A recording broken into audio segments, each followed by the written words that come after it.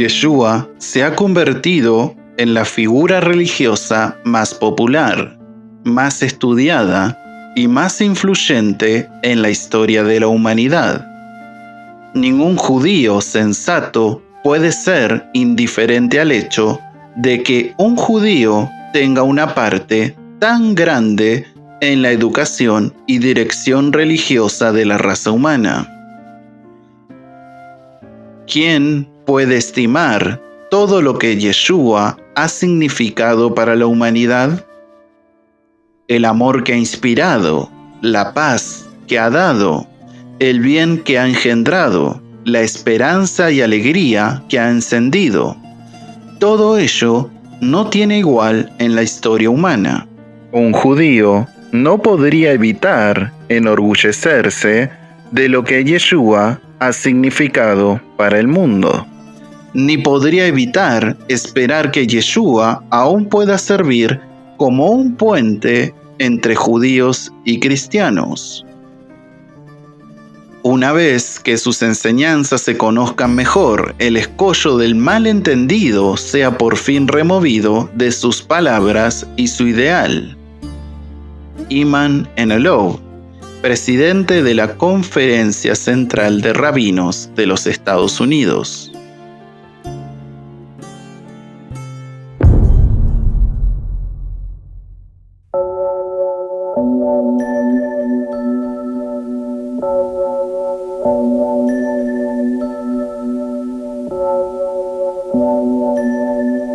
Por la gracia de Hashem, estamos viviendo un tiempo que, como dijo Yeshua, bienaventurados porque sus ojos ven y sus oídos oyen lo que muchos profetas y justos desearon ver, y no lo vieron, y desearon oír, y no lo oyeron.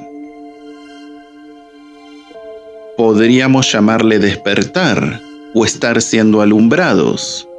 Vivimos en la era de la información. En la palma de nuestras manos tenemos un aparato de pocos centímetros y gramos en el cual podemos tener acceso a todo lo que escribieron los sabios de la Torá, inspirados por Hashem, en los últimos 3 milenios. Tal vez estemos viviendo el tiempo que describe el profeta Daniel, donde nos dice: la ciencia aumentará, Daniel 12:4. Si es así, eso quiere decir que debemos resplandecer como el firmamento y los que enseñan justicia a la multitud como las estrellas a perpetua eternidad. Daniel 12:3. Claro está que estos que enseñan a muchos también serán despreciados por muchos, ya que sus enseñanzas probablemente contraríen a ciertos dogmas y teologías sostenidas por milenios.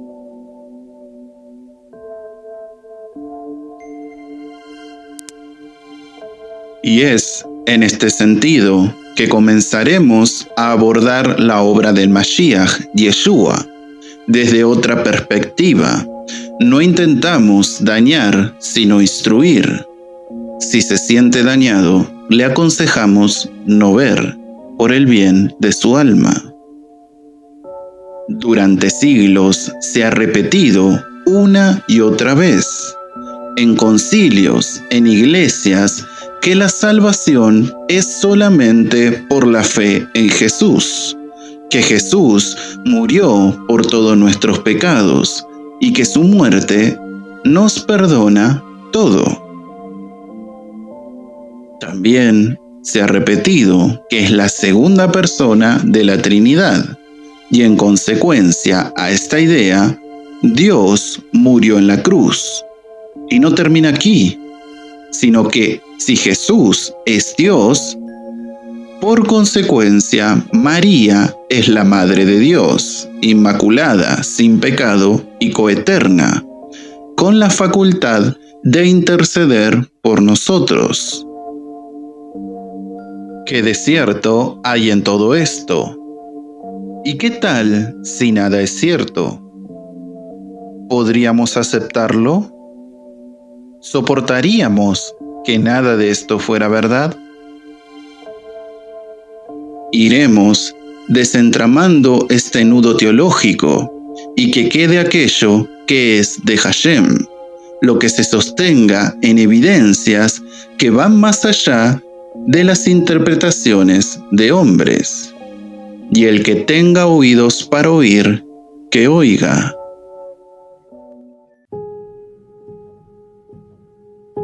¿Quién es Yeshua o Jesús?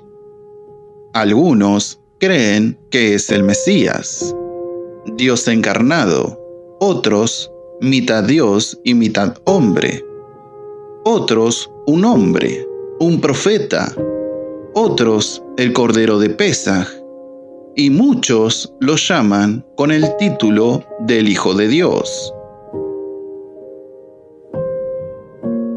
Según los evangelios, esta parece ser la incógnita que tenían muchos en el siglo I. Incluso los apóstoles se preguntaban quién era Yeshua. Si leemos el Nuevo Testamento, el Brit Hadashah, en orden cronológico, nos encontraríamos que las cartas de Pablo son las más antiguas. Por consecuencia, deberían ser las primeras en el Brit Hadashah. Y en los textos paulinos hallamos al apóstol construyendo una figura mesiánica en Yeshua, fundamentado en su resurrección. Pablo no hizo una reconstrucción o relato histórico de la vida de Yeshua, sino que reinterpretó la figura mesiánica del rabino de Nazaret. Por este motivo, no vamos a profundizar en este tema, ya que tendríamos que comprimir más de 1 milenio de historia, teología, enseñanzas de sabios en pocos minutos. Procuraremos, sí, resaltar lo que consideramos esencial de la figura de Yeshua y que entendemos que muchas escuelas teológicas distorsionan. Preguntamos de nuevo, ¿quién es Yeshua? ¿Es el Hijo de Dios?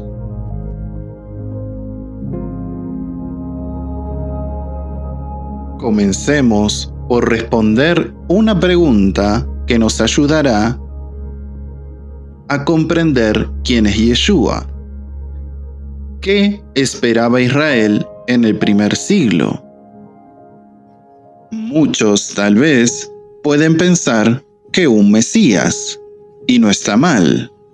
Pero, ¿qué es un Mesías en una concepción hebrea?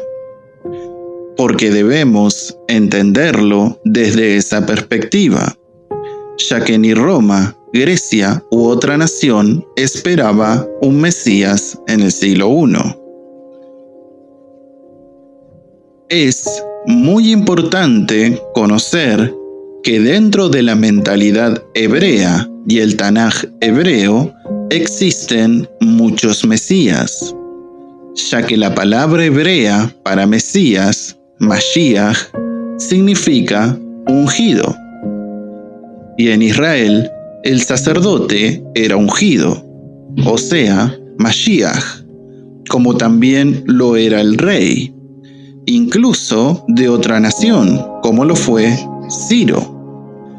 Y por último, también un profeta era un ungido, un Mashiach.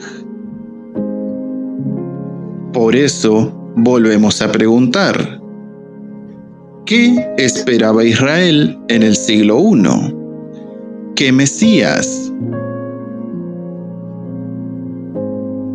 A través de la revelación de Hashem, por el estudio de la Torá en Israel, se comenzó a comprender que debía venir un ungido, Mesías, que restaurara a Israel y que estableciera la paz mundial. A través del estudio de la Torá, se pensó que el proceso de restauración de Israel debía tener expiación de los pecados.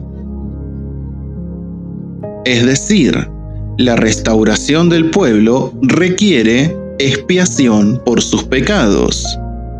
Un rey que gobernara y estableciera la paz, pero también un sacerdote que expiara los pecados del pueblo.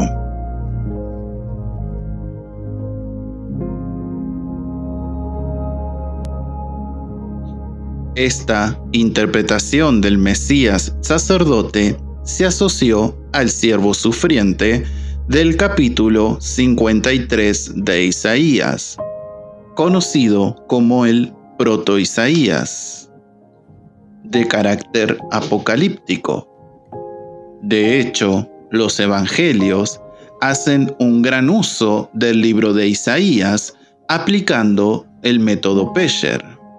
Y como este siervo es sufriente, posteriormente se lo denominó Mashiach ben Yosef, hijo de José, comparándolo con su sufrimiento, el rechazo de sus hermanos. Pero todo era un plan de Hashem para luego dar lugar y comida a Jacob y sus hijos.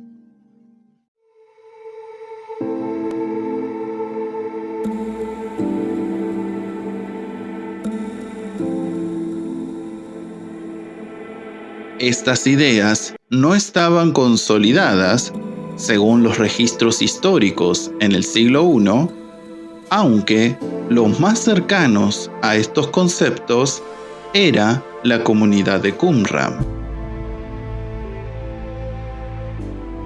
¿Y qué idea debió estar consolidada en el siglo I?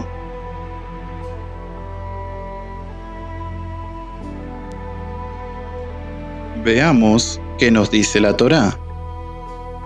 Dijo Moshe en Devarim, Deuteronomio 18, 17 al 19. Y Adonai me dijo: han hablado bien en lo que han dicho.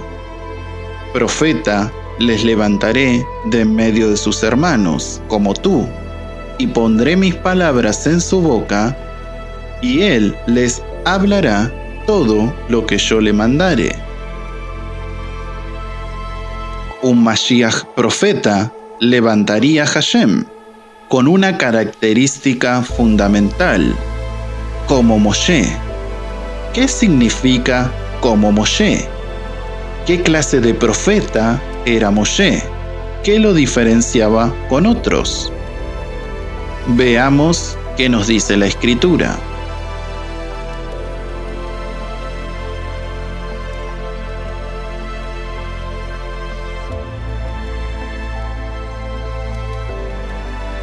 Shemot, Éxodo 33:11. Y hablaba Adonai a Moshe cara a cara, como habla cualquiera a su compañero. Y él volvía al campamento, pero el joven Josué, hijo de Nun, su servidor, nunca se apartaba de en medio del tabernáculo. Números 12:7.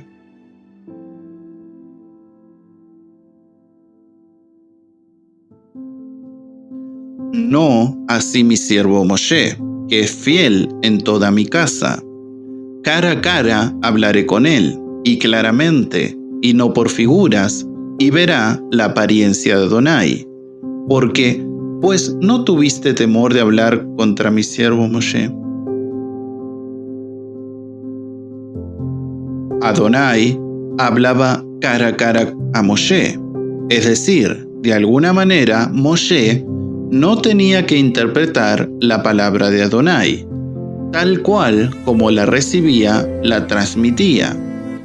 Moshe podría decir: las palabras que les hablo no son de mi propia cuenta, tal como lo dijo Yeshua en Juan 14:10 y 24.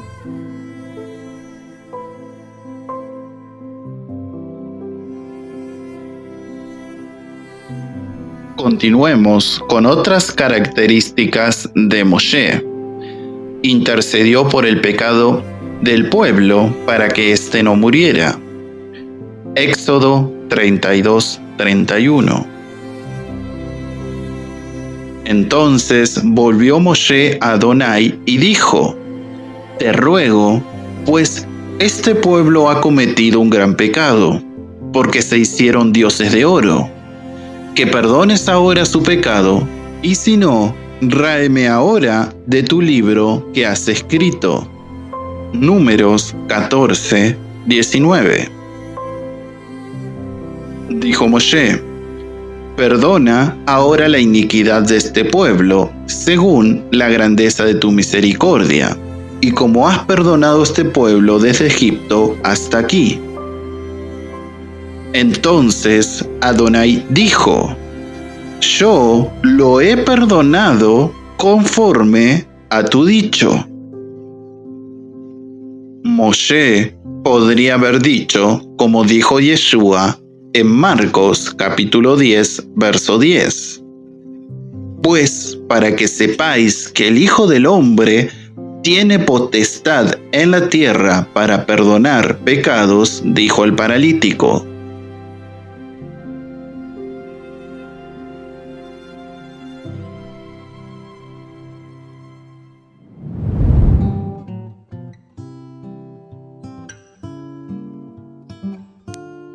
Continuemos. Éxodo 7:1. Adonai dijo a Moshe: Mira, yo te he constituido Dios, Elohim, para Faraón, y tu hermano Aarón será tu profeta.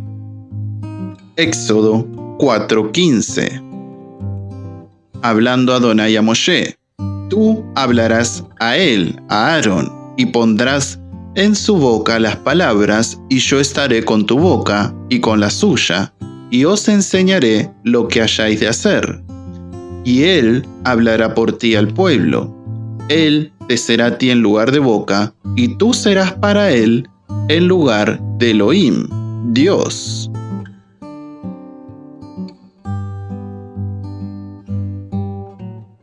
Vemos que Moshe es Elohim, Dios, en relación con los profetas y con Faraón.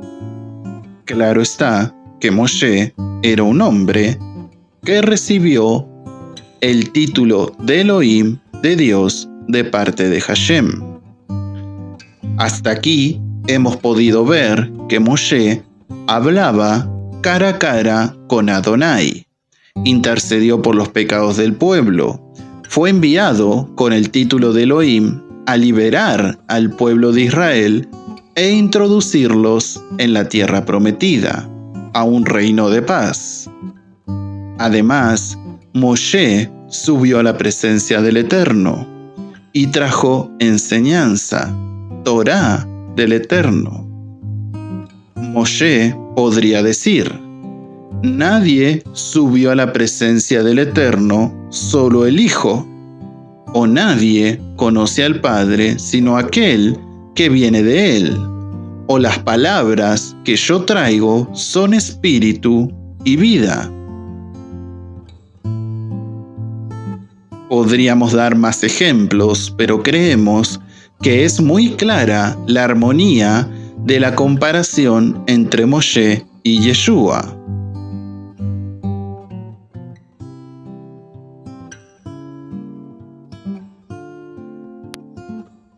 Todo el pueblo creía en que Moshe era el instrumento escogido para traer Torá, liberación, intersección, y al ser Elohim para Faraón, sería un instrumento por el cual Hashem destruiría a Faraón. Es claro que creer en Moshe era creer en su obra y no en su persona. Debía creer en la obra que Hashem quería hacer por medio de Moshe. Dijo Moshe en Éxodo 16:8: Adonai os dará en la tarde carne para comer, y en la mañana pan hasta saciaros, porque Adonai ha oído vuestras murmuraciones con que habéis murmurado contra él. Porque nosotros, ¿qué somos? Vuestras murmuraciones no son contra nosotros, sino contra Adonai. Dijo Yeshua. Juan 12:44. Yeshua clamó y dijo: El que cree en mí, no cree en mí, sino en el que me envió. Tanto Yeshua como Moshe dicen: Yo no soy nada.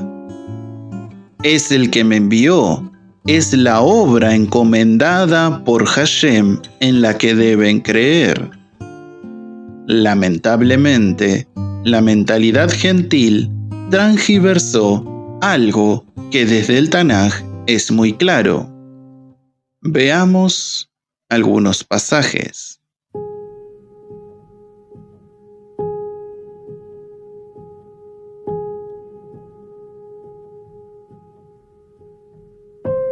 Juan 3:18. El que en él cree no es condenado, pero el que no cree ya ha sido condenado, porque no ha creído en el nombre del unigénito Hijo de Elohim. Juan 5:24. De cierto os digo, el que oye mi palabra y cree al que me envió, tiene vida eterna, y no vendrá condenación, mas ha pasado de muerte a vida.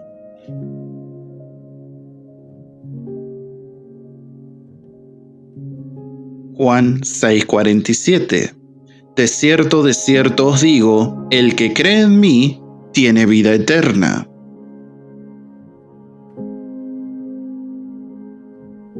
Juan 11:25. Le dijo Yeshua: Yo soy la resurrección y la vida. El que cree en mí, aunque esté muerto, vivirá. Podríamos citar más pasajes como estos joánicos y paulinos, que son los que más se transgiversan, ya que en los otros evangelios no abundan este tipo de declaraciones. Ahora, cuando Yeshua dice esto, nos dice que debemos tener fe en Él, en su persona, como un Dios preexistente, o sea cual fuere que crea que es su naturaleza, o habla de tener fe o creer en la obra que le fue encomendada. ¿Quién es el que salva? ¿Yeshua por su cuenta? ¿O Hashem a través de Yeshua? Si es Adonai a través de Yeshua, debemos creer en la misión de Yeshua, en su obra, entendiendo que es la obra de Adonai y que este es un simple instrumento.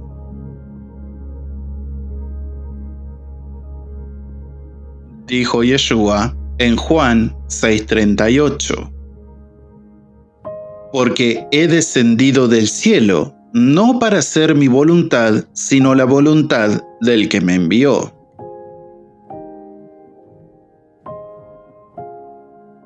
Y en Mateo 19:16. Entonces vino uno y le dijo: Maestro bueno, ¿qué bien haré para tener la vida eterna? Y Yeshua le dijo: ¿Por qué me llamas bueno?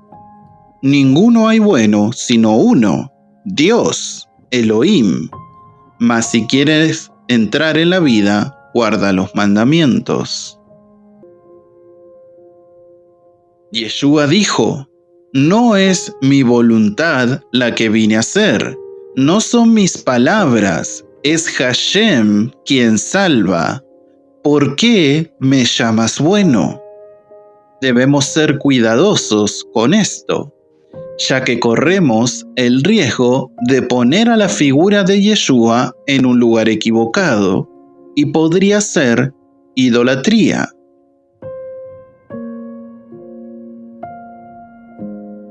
Ahora pensemos. Yeshua se llamó Hijo de Dios. Lo llamaron Cordero de Pesaj, sacerdote según el orden de Melquisedec. ¿Qué significa esto? Antes de comenzar a hablar de los secretos de estos temas, queremos repetir la frase de Iman en el Love, y tal vez ahora tenga más significado para nosotros.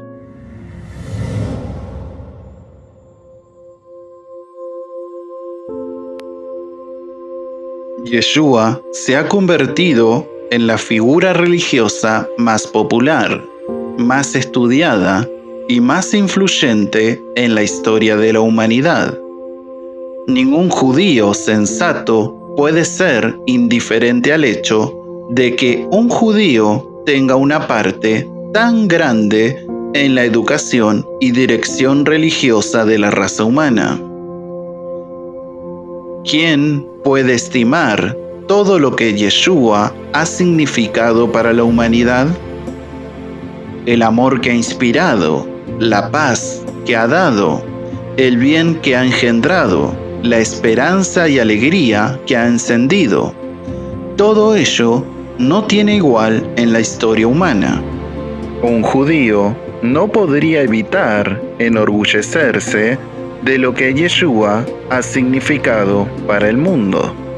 Ni podría evitar esperar que Yeshua aún pueda servir como un puente entre judíos y cristianos.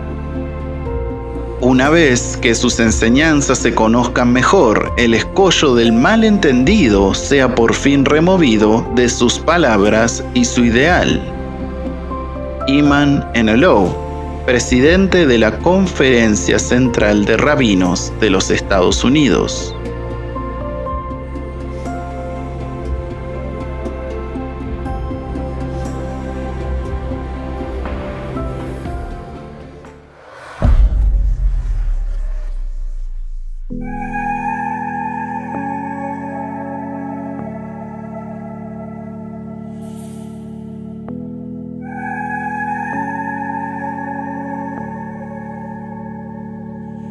Continuaremos en el próximo capítulo de esta serie que hemos dado en llamar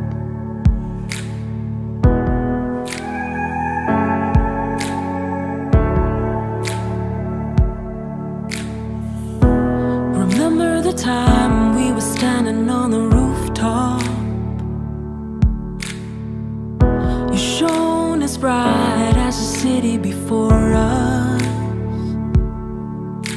Now tell me you feel it, tell me you know it, tell me you're cold and tell me I'm water. El rescate del Mesías. Just keep it around it.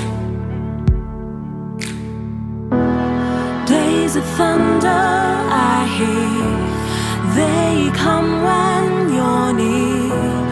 Why must all that I touch always fall into dust?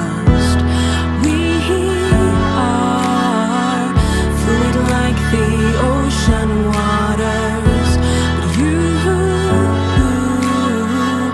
only crave for solid ground.